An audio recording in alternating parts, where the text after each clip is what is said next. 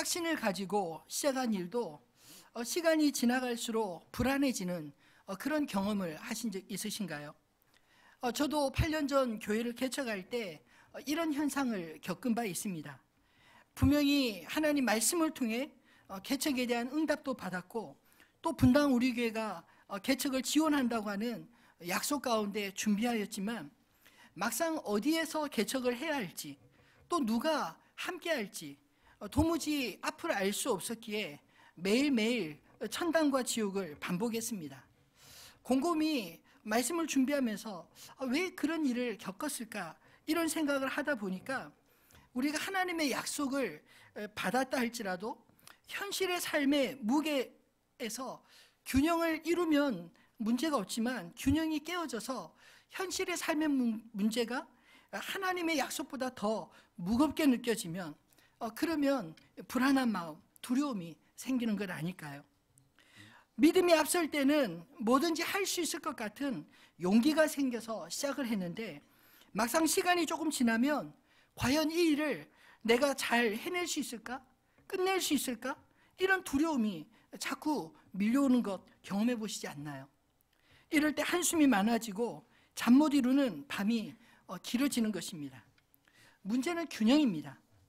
우리 인생은 마치 줄타기 같이 어느 한쪽으로 치우치면 넘어지기 쉬운 존재이기 때문입니다. 특히 삶의 현실이 하나님의 약속보다 더 크게 보이면 두려움 때문에 한 걸음도 나아가지 못하는 것이 우리들의 모습은 아닌가요? 오늘 우리가 읽은 본문의 말씀은 학개 선지자를 통해서 하나님께서 그 백성들에게 세 번째로 하신 말씀을 기록하고 있습니다. 2장 1절에 일곱째 달, 곧 그 달 21일이라 날짜를 언급한 이유는 바로 앞의 절 1장 15절에 여섯째 달 24일로부터 한 달이 조금 못 되는 시간이 지나고 난 이후에 다시 하나님의 말씀이 학개 선지자를 통해 그 백성들에게 선포되었다라는 것입니다. 그 내용을 자세히 살펴보면 15년 만에 성전 공사를 용기 내어 재개한 이스라엘 백성들이 아직 그들에게 해결되지 않는 그들의 두려움을 아시고 하나님이 친히 그들을 독려하시는 그런 내용이 주된 내용입니다. 또한 이 말씀은 성전 공사에 대한 하나님의 의지가 얼마나 확고한지를 보여주는 말씀이기도 합니다. 저는 오늘 말씀을 묵상하면서 성전 건축을 이스라엘 백성보다 하나님이 더 원하셨다는 사실을 새롭게 느낄 수 있었습니다. 다시 시작하는 성전에 대해 한쪽에서는 초라하다 불평하고, 또 시작했지만 과연 끝낼 수 있을까 회의적인 그런 백성들을 보면서도 친히 그들을 격려하며 친히 그들의 손으로 성전을 직접 짓게 하시는 것은 그들의 성전이 되도록 하시기 위한 하나님의 배려 아닐까요? 만약 하나님께서 그들을 배제한 채 다른 이방 나라를 통해 성전 건물만 지으셨다면 과연 성전과 그들이 무슨 상관이 있겠습니까?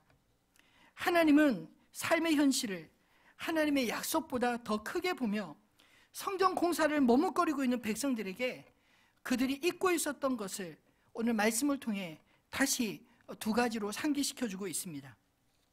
오늘 이 말씀을 함께 나누면서 우리 내면의 균형을 흔드는 불안감이 해소되는 은혜가 저와 여러분 안에 있어지게 되기를 소망합니다. 삶의 균형이 깨어져 불안하게 될 때 첫 번째로 우리가 기억해야 할 것은 하나님이 우리와 함께 하신다는 그 사실입니다.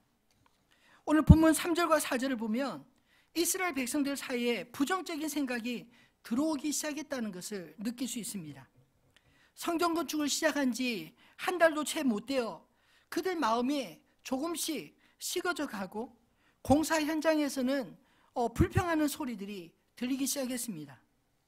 에스라 3장 12절로 13절 말씀을 보면 그 당시 공사 현장에서 들리는 소리를 그대로 옮겨놓은 듯 한 말씀을 듣게 됩니다. 한번 같이 읽어볼까요? 제사장들과 레위 사람들과 나이 많은 족장들은 첫 성전을 보았으므로 이제 이 성전의 기초가 놓임을 보고 대성통곡하였으나 여러 사람은 기쁨으로 크게 함성을 지르니 백성이 크게 외치는 소리가 멀리 들으므로 즐거이 부르는 소리와 통곡하는 소리를 백성들이 분간하지 못하였더라. 아멘. 아마도 솔로몬 옛 성전을 보았던 노인들 가운데, 장로들 가운데, 제사장들 가운데 이런 불평이 먼저 쏟아져 나온 것 같습니다. 이 보잘것없는 이 성전 계속 지어야 하나?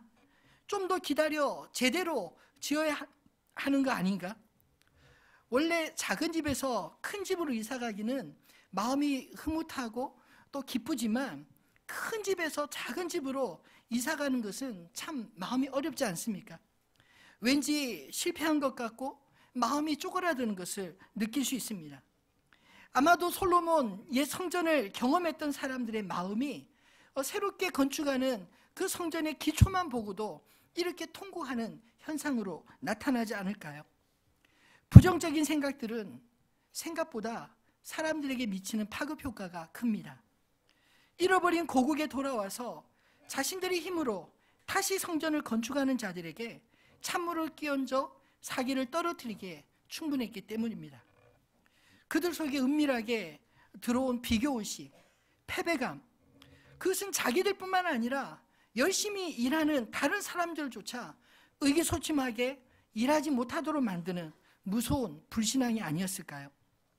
하나님의 뜻을 행할 때 저와 여러분 안에 믿음의 배짱이 있어지기를 소원합니다. 빌립보 4장 13절 말씀처럼 내게 능력 주시는 자 안에서 내가 모든 것을 할 수 있느니라. 여러분, 일을 해보기도 전에 무기력하게 무너지게 만드는 내 안에 불신앙에 속지 말고 믿음으로 맞서기 바랍니다. 또 한쪽에서는 15년 공사를 멈추게 했던 외부에 반대하는 목소리들이 다시 들려오기 시작하면서 언제 이 공사가 멈출지 모른다는 불안한 생각과 말들이 공사장에 퍼지지 않았을까요? 성전 공사를 방해했던 세력들은 과거의 역사 속의 인물들이 아니라 현재 그들과 함께 살아가는 이웃들이었습니다. 하나님은 그들이 극복해야 할 것들을 분명히 아셨습니다. 그래서 학교 선지자를 통해 공사 중에 과연 잘 마칠 수 있을까? 이 공사 계속 해야 하나? 반신반의하는 백성들에게 말씀으로 다시 찾아오셨습니다. 무슨 말씀을 하셨나요? 4절 말씀을 다시 한번 읽어볼까요? 그러나 여호와가 이르노라, 스룹바벨아 스스로 굳세게 할지어다. 여호사닥의 아들 대제사장 여호수아야 스스로 굳세게 할지어다. 여호와의 말이니라. 이 땅 모든 백성아 스스로 굳세게 하여 일할지어다. 내가 너희와 함께 하노라. 만군의 여호와의 말이니라. 아멘. 본문에 보면 3번씩이나 스스로 굳세게 하라 이렇게 반복하며 말씀하시는 이유가 뭘까요? 왜냐하면 그들의 마음이 굳세지 못했기 때문입니다. 두려웠기 때문입니다. 그들이 풀어야 할 문제는 다른 사람들이 대신해 줄 수 없는 그들 스스로 해결할 문제였기 때문입니다. 하나님께서 모든 상황을 다 준비하시고 우리를 위하여 유리하게 만들어 놓으셔도 딱 한 가지, 우리 자신의 마음을 추스려서 스스로 굳세게 일어서는 것은 우리 자신의 몫으로 주님 남겨두신 게 아니겠습니까? 스스로를 보잘것없이 여기는 군인은 결코 전쟁터에서 용감하게 싸울 수가 없는 법입니다. 다윗은 비록 골리앗 앞에 어린아이와 같이 보잘것없는 존재였지만 정작 다윗 자신은 자신을 그렇게 생각하지 않았습니다. 사무엘상 17장 45절에 보면 다윗이 블레셋 사람에게 이르되 너는 칼과 창과 단창으로 내게 나아오거니와 나는 만군의 여호와 이름 곧 내가 모욕하는 이스라엘 군대의 하나님의 이름으로 내게 나아가노라. 완전 무장을 하고 창과 단창을 들고 있는 골리앗 앞에 이 다윗은 평상복 차림으로 무기도 아닌 자기가 양을 칠 때 들고 다니던 물매돌 가지고 이렇게 맞서고 있는 것입니다. 근데 이 다윗에게 이런 용기가 어디에서 났을까요? 하나님을 향한, 만군의 여호와 하나님을 향한 확고한 믿음이 아니겠습니까? 여러분, 영적 전쟁에 있어서 가장 중요한 것은 기선제압입니다. 제가 군대 생활하면서 기합 넣는 훈련을 참 많이 받았는데 이 기합 넣는 게 사실은 기를 모으는 그런 행위라고 하더라고요. 왜 우리 속담에 호랑이 굴에 들어가도 정신 똑바로 차리면 산다는 말이 있지 않습니까? 대적 앞에서 두려워서 스스로 뒤로 물러서면 지는 법입니다. 그러나 담대하게 기합을 넣어가면서 용기를 내어 싸우면 한번 해볼 만한 것 아닐까요? 용감한 군사는 결코 대적 앞에 등을 보이지 않는 법입니다. 오늘 말씀을 통해서 하나님이 안타까워하는 것은 자신을 스스로 작게 여기는 겸손함이 아니라 그 속에 감춰져 있는 하나님을 향한 믿음 없는 불신앙이었던 것입니다. 하나님은 우리 내면에 은밀하게 숨어 더 이상 성장하지 못하게 만드는 불신앙과 싸워 이기기를 원하십니다. 어떻게 싸워야 할까요? 오늘 말씀은 우리에게 하나님의 약속을 붙들고 자기 영혼에게 선포하라고 말씀합니다. 우리에게 주신 약속이 무엇인가요? 내가 너희와 함께하노라 만군의 여호와의 말이니라. 우리와 함께 하시는 하나님을 믿고 스스로 굳세게 하여 일할지니라 말씀하십니다. 믿음의 사람들은 스스로 의기소침할 때 하나님 앞에 늘 이렇게 믿음으로 외치곤 했습니다. 시편 42편 5절 말씀인데 한번 같이 읽어볼까요? 내 영혼아 내가 어찌하여 낙심하며 어찌하여 내 속에서 불안해하는가? 너는 하나님께 소망을 두라. 그가 나타나 도우심으로 말미암아 내가 여전히 찬송하리로다. 아멘. 우리의 영혼이 낙심될 때마다 내 영혼아 내가 어찌하여 낙심하며 내 속에서 불안하여는가? 너는 하나님께 소망을 두라. 그가 나타나 도우심으로 말미암아 내가 여전히 찬송하리로다. 내가 내 입술로 선포하는 이 말씀이 우리의 귀에 다시 하나님의 말씀으로 들려질 때 우리 안에 알 수 없는 용기가 솟아나는 능력을 경험하게 되실 줄 믿습니다. 믿음은 우리 안에 깨어진 균형을 회복하는 균형추 역할을 하는 것입니다. 우리 인생은 우리의 삶 현실 속에만 답이 있는 것이 아닙니다. 우리의 주인 되신 하나님이 우리와 함께 하심을 믿고 믿음으로 우리에게 주어진 일을 감당할 때 하나님의 하나님 되심, 하나님의 친히 우리를 위하여 일하심을 경험하게 될 줄 믿습니다. 두 번째로 우리의 삶의 균형이 깨어져 불안할 때 만물의 주인 대신 하나님을 기억하시기 바랍니다. 성전 공사를 진행하면서 이스라엘 백성들에게 임한 또 다른 두려움은 시작은 어떻게 했는데 끝까지 과연 해낼 수 있을까? 이런 두려움에 빠진 것 아닐까요? 그것은 내면의 두려움과 외부의 두려움과 또 다른 자기 자신의 형편에 대한 비관은 아니었을까요? 포로에서 돌아온 백성들이 무슨 힘이 있었겠습니까? 자신의 집안 살림은 없어도 이런저런 없으면 없는 대로 살아왔지만 하나님의 성전 공사는 엄두가 나지 않는 부담으로 느껴지지 않았을까요? 개인의 집을 짓는 것과는 규모와 차원이 달랐기 때문입니다. 더군다나 당장 내가 사는데 지장이 없으니 그동안 성전 공사를 그렇게 미뤄온 것 아니었을까요? 근데 우리가 놓치기 쉬운 것은 하나님의 일을 내 힘으로 하려고 하는 생각들입니다. 지난주 살펴본 스가랴 4장 6절 말씀 기억하시나요? 이는 힘으로 되지 아니하며 능력으로 되지 아니하고 오직 나의 영으로 되느니라. 하나님의 성전 공사의 부담감으로 두려워했던 스룹바벨을 향해 하나님이 주신 말씀이었습니다. 그리고 오늘 학계를 통해 하나님은 더 노골적으로 약속하고 있습니다. 8절에 은도 내 것이요 금도 내 것이니라 만군의 여호와의 말이니라. 여러분, 하나님은 우리가 상상하는 것보다 항상 더 큰 신분임을 믿으시기 바랍니다. 오늘 본문 6절로 8절에 보면 만군의 여호와가 이같이 말하노라. 조금 있으면 내가 하늘과 땅과 바다와 육지를 진동시킬 것이요 또한 모든 나라를 진동시킬 것이며 모든 나라의 보배가 이르리니 내가 이 성전에 영광이 충만하게 하리라. 만군의 여호와의 말이니라. 은도 내 것이요 금도 내 것이니라. 만군의 여호와의 말이니라. 이 본문 속에 내가 내 것이요 내 것이요 이렇게 하나님 자신이 친히 어떤 존재인지 잊지 말라고 하나님 자신을 열심히 설명하는 것 같은 느낌을 받지 않으시나요? 여러분, 우리 문제만 골똘하면 우리와 함께 하시는 하나님이 어떤 분이신지 잊고 살 때가 참 많습니다. 여러분, 하나님이 어떤 분이신지를 기억하시기 바랍니다. 그분은 전능하신 분이십니다. 내가 못한다고 하나님도 못하시는 분이 아닙니다. 오히려 나는 할 수 없을지라도 하나님은 나를 통하여 일하게 하실 수 있는 그런 전능하신 분이심을 믿으시기 바랍니다. 하나님은 우리에게 의무와 명령만을 안겨주시는 분이 아니십니다. 오늘 말씀 속에서 하나님은 어디에 계신다 말씀하셨습니까? 스스로 의기소침해져 무기력증에 빠지고 두려워하는 바로 그들 곁에서 그들과 함께 있노라 말씀하지 않나요?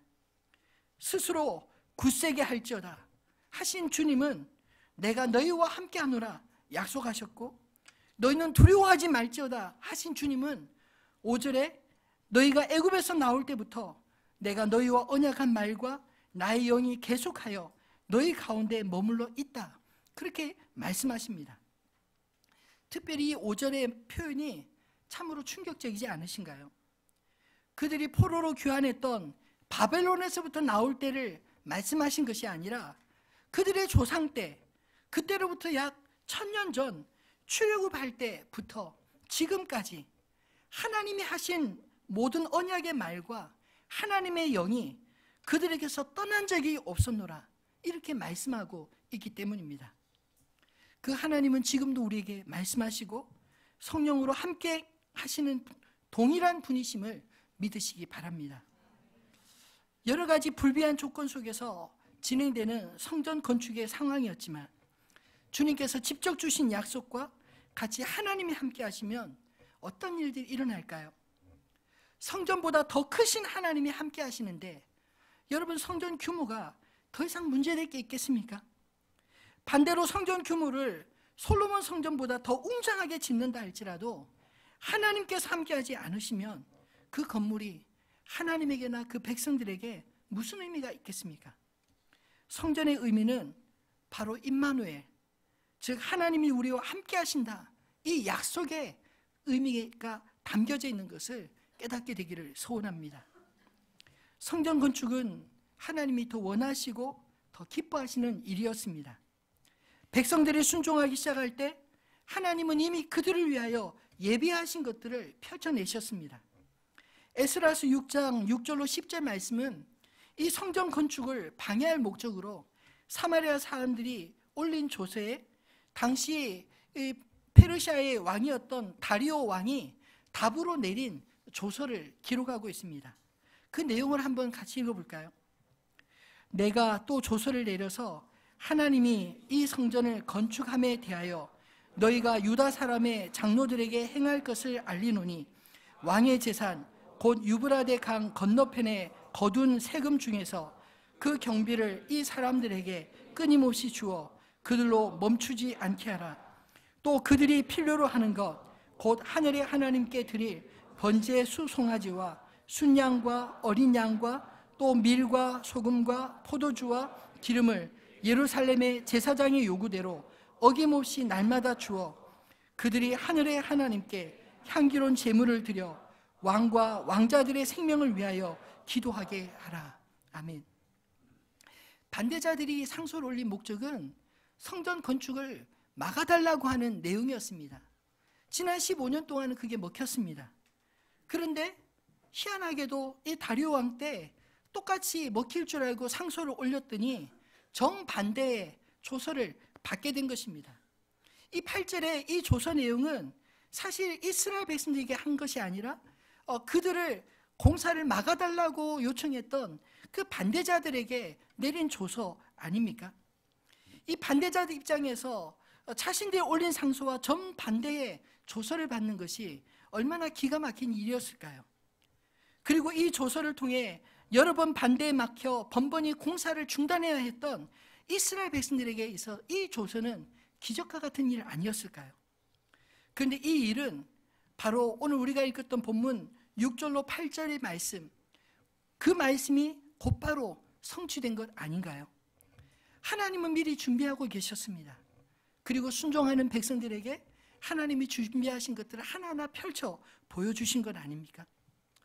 여러분, 하나님 앞에서 우리의 교만이 깨트려지기를 바랍니다. 두려움도 어쩌면 우리의 교만인지 모릅니다. 왜냐하면 내가 가진 것으로 내 힘과 열심으로 하려고 하니까 두려움도 생기고 불평도 생기는 거 아닌가요?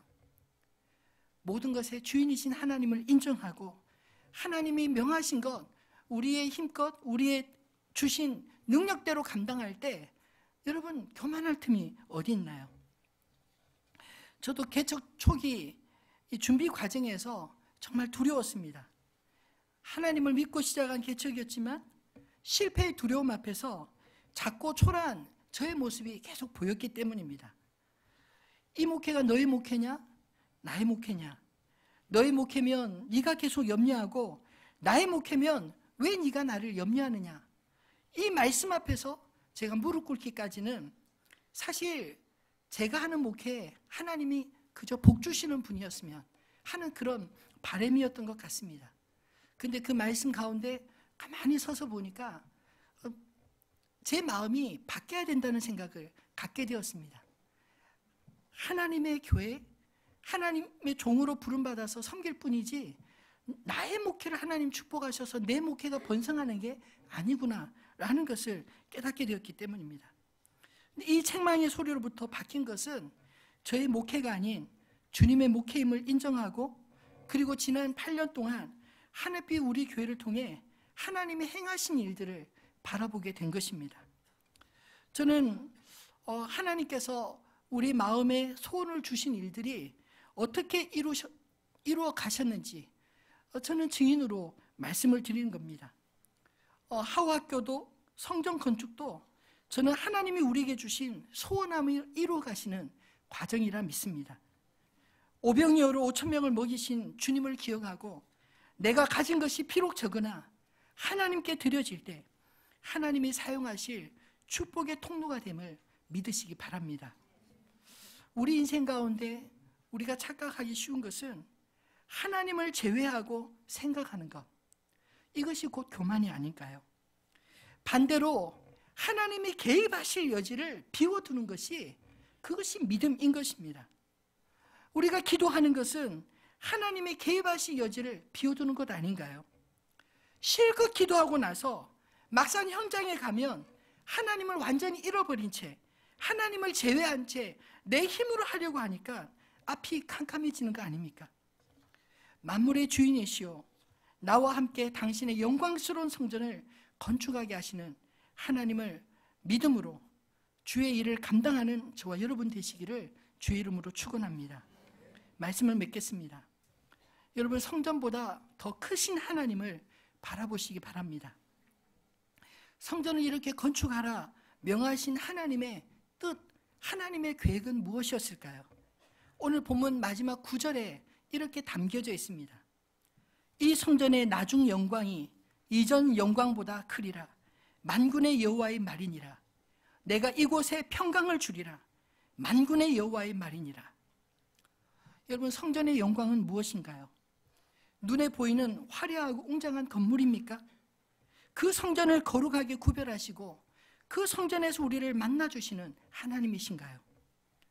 여러분 성전의 영광을 구하지 말고 하나님의 영광을 구하시기를 바랍니다. 하나님은 백성들의 손으로 지은 그 성전에서 그들에게 평강을 주리라 약속하셨습니다. 5절 말씀과 같이 하나님 자신과의 평강을 회복하십니다. 사실 하나님이 변하신 것이 아니라 이스라엘 백성들이 끊임없이 변화했기 때문에 그들이 그 땅에서 쫓겨났다가 그럼에도 불구하고 하나님이 변치 않으셨기 때문에 그들이 그 땅으로 70년 만에 다시 돌아올 수 있었던 것 아닌가요? 여러분 하나님과의 관계가 회복되는 것, 그것을 오늘 성전 건축을 통해 하나님이 명하고 계신 것입니다. 또 7절 말씀과 같이 방해하던 이웃과의 평강도 회복하십니다. 다른 지역의 세금으로 성전 건축에 필요한 것들을 공급하라 하지 않으시나요? 하나님은 방해자들을 협조자로 만드시는 위대한 분이심을 믿으시기 바랍니다. 또 8절 말씀과 같이 물질 세계와의 평강도 회복하시는 분이십니다. 모든 만물은 주님에게 나오고 주께로 돌아갈 것입니다. 하나님을 인정할 때 우리의 부족함을 채우시는 주님을 경험하게 될 줄 믿습니다. 여러분, 사실 성전은 삶의 균형이 깨어져 불안정한 상태에 살아가는 백성들에게 하나님의 성전을 통해 하나님 중심의 삶을 회복하라, 삶의 균형을 회복하게 하시는 말씀 아닌가요? 그것을 오늘 본문에서는 내가 이곳에 평강을 주리라 이렇게 막 약속하고 계십니다. 이 평강, 곧 샬롬은 삶의 균형을 회복하는 삶의 모습이 아닌가요? 바라기는 우리의 삶이 하나님 중심의 삶으로 균형을 회복하고 축복의 통로로 쓰임받는 인생들이 되어지기를 바랍니다. 하나님은 우리 인간이 만들어 놓은 성전이라는 건물에 갇혀 계신 분이 아닙니다. 성전 바깥 출입은 못하시고 오직 성전에 들어오는 사람들만 만나주시는 그런 무기력한 하나님으로 만들지 않기를 바랍니다. 성전이 신앙의 대상이 아니라 성전에 자기 이름을 두시고 우리를 만나주시는 하나님이 우리의 믿음의 대상입니다. 그럼에도 불구하고 하나님은 이 시간에도 우리에게 성전 건축을 명하십니다. 껍데기가 아니라 알맹이가 되는 성도들이 거룩한 성전의 벽돌들이 되어 그리스도와 온전한 연합을 이루고 진정한 성전으로 지어질 때 눈에 보이는 성전도 하나님의 영광으로 충만하게 될 줄로 믿습니다. 여러분, 하늘빛 우리 교회 슬로건을 아시나요? 하나님을 영화롭게, 세상을 충만하게. 우리가 하나님을 영화롭게 할 때 하나님이 우리를 통해 이 세상을 충만하게 하실 줄 믿습니다. 에베소서 1장 23절, 교회는 그의 몸이니 만물 안에서 만물을 충만하게 하시는 이의 충만함이니라. 하나님 자신이 이미 만물 안에서 만물을 충만케 하시는 분이십니다.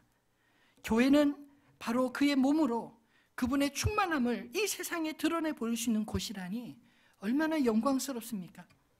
저는 성전 건축을 앞두고 눈에 보이는 성전을 짓기 전에 그 성전을 충만케 하시는 하나님을 바라보며 우리 자신의 성전이 우리가 건축하는 성전과 함께 그렇게 지어지기를 소원합니다.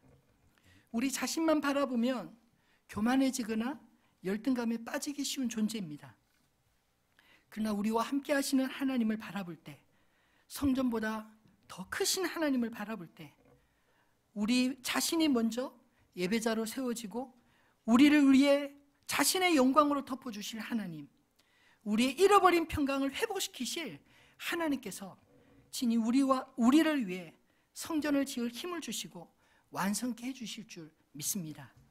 오늘 주신 이 말씀을 기억하면서 우리들의 찬양 498장 하늘 위에 주님밖에 없네 찬양 함께 하겠습니다.